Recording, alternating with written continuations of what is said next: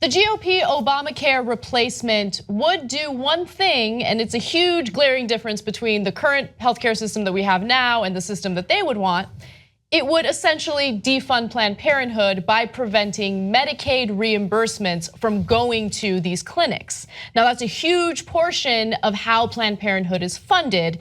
And keep in mind that this is government money, taxpayer money, that is already forbidden from being used toward abortion services. The Medicaid reimbursements that Planned Parenthood gets can only be used for other medical services that they provide, preventative screenings and things like that. Now, under this Republican plan, it would bar Planned Parenthood from receiving hundreds of millions of dollars in federal Medicaid reimbursements, the majority of the organization's federal funding. Low-income women will be hit especially hard, but it's important to mention that Planned Parenthood patients may be affected if clinics are forced to close as a result of budget cuts. So understand, usually it's low-income individuals who receive Medicaid, so it would initially impact them if they're relying on Planned Parenthood for preventative care.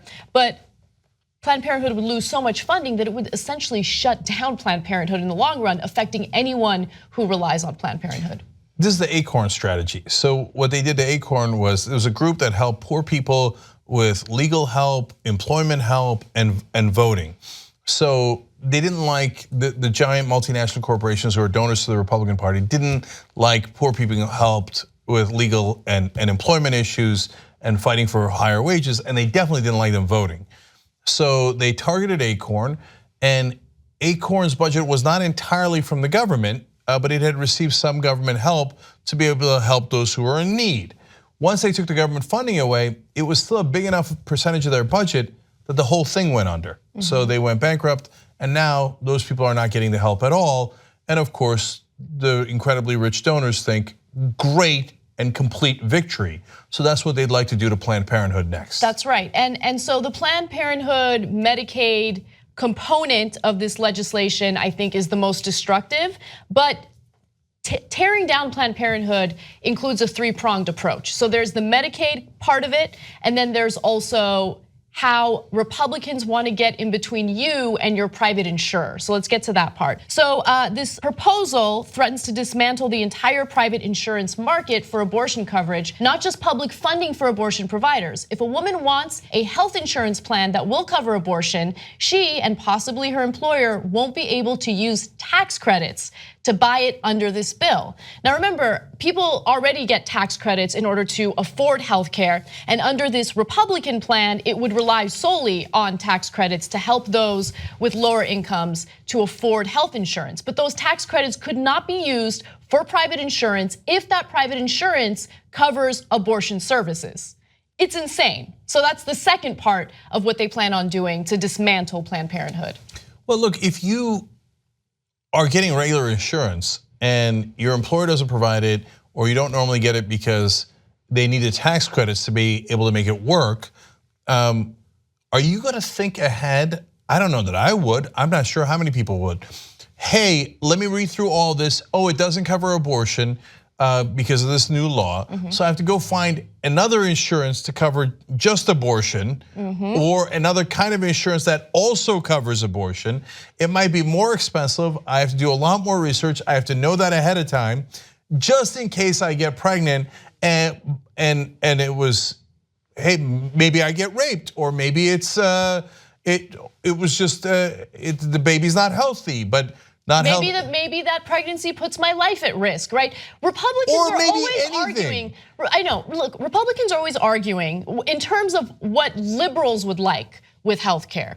That, liberals, they want to get in between you and your doctor. They want to make medical decisions for you. Don't you want to do what you think is best with your own body and your own life? But when it comes to issues like this, right? Republicans love controlling what you can do. They love getting in between you and your doctor, or you and your insurance company. What business is it of theirs where you put your money in terms of a private insurance company and what that private insurance company covers? Look, this is a way of ensuring that private insurance companies don't offer any protection or coverage for abortion. Because think about it, if people think that it's too much of a hassle or too expensive to buy private insurance that covers abortion, then people are not gonna buy it and insurance companies are not gonna cover it. And so that's another way of getting rid of coverage for abortions, okay? That's all it's about. And just quickly going back to the Medicaid thing.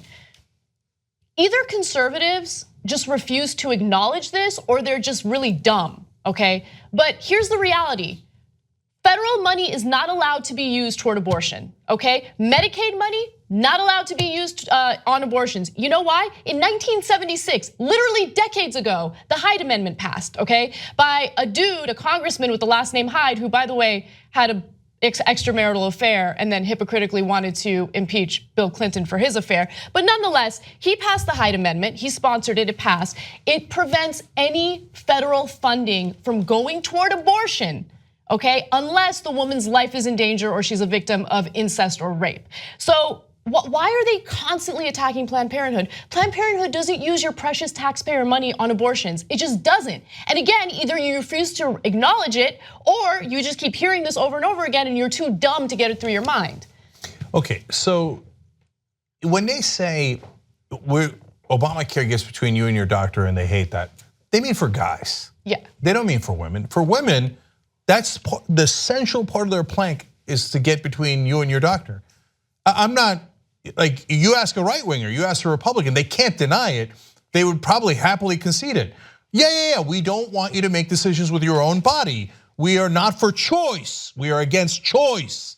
They call themselves pro-life. They say, no, if you're impregnated, it's over. You no longer control your own body. As a representative of the government will step between you and your doctor and prevent your choice.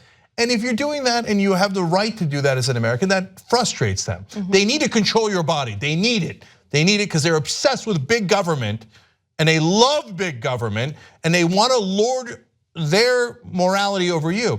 If they did this with anything else, it would be so outrageous if they said, no, we're not going to cover cancer.